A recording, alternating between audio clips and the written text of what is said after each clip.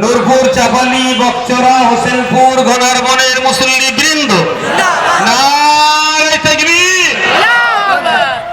আলহামদুলিল্লাহ, তিনটে হয়েছে। 4 নম্বর একটু বসো, আমরা পিছনে দিকে যাই, পিছনে। 4 নম্বর কোন আল্লাহর বান্দা আছে? 4 নম্বর প্লিজ, আমি 18 মিনিট পার করব। 4 নম্বরে কোন আল্লাহর বান্দা আছে? আব্দুল মাজেদ লস্কর, আলহামদুলিল্লাহ।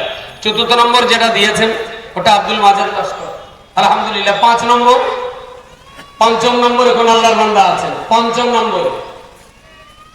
নম্বরে কোন আল্লাহর বান্দা? যদি কারো